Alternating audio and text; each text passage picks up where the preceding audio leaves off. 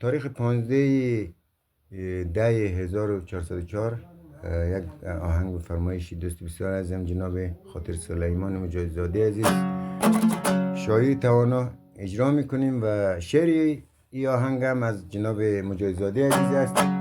امید که مورد پسند دوست عزیزم قرار بگیره، البته از صدای تلخ بنده راضی باشه. همکار آواز جناب مرزایی عزیز. با تقدیم احترام عبدالغنی کریمی همیشه در خدمت شما.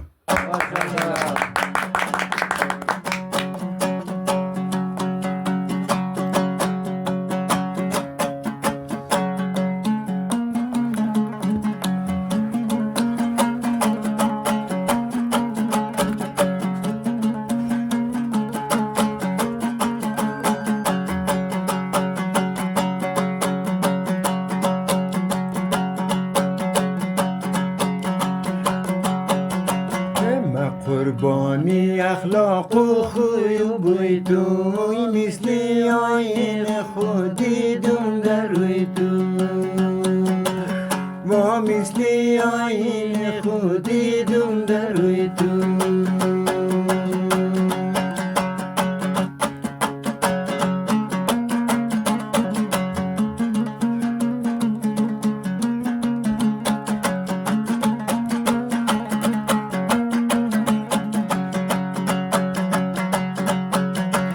خدا جانی مرا لایق می دادی حاکم بودم دایم گیرگی موی تو واکیم بودم دایم گیرگی موی تو.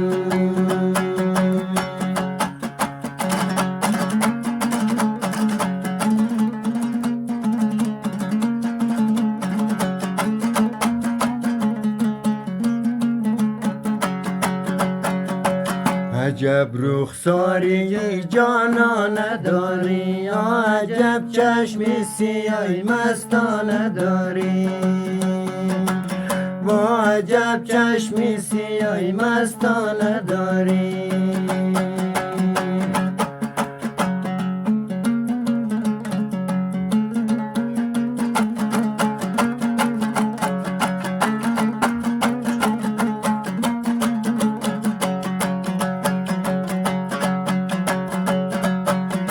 بنازم من به اون حسن و جمالت و به مثل عاشقی دیوانه داری و به مثل عاشقی دیوانه داری.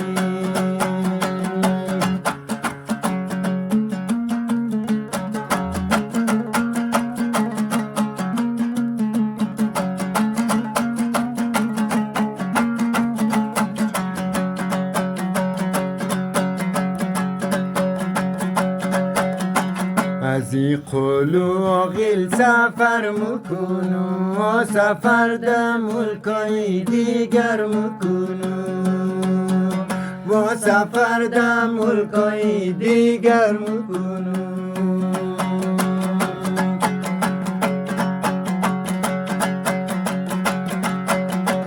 قسم خوردم که روزی برمیگردم و تو را دیده ده خود دل برمیگیرم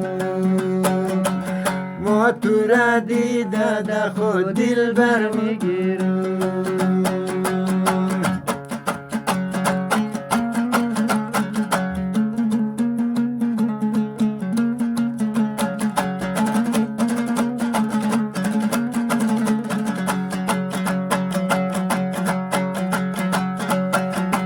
رفیقی خوب من دختی هزاره آب و هوای تو را چیلتن نداره و آب و هوای تو را چیلتن نداره.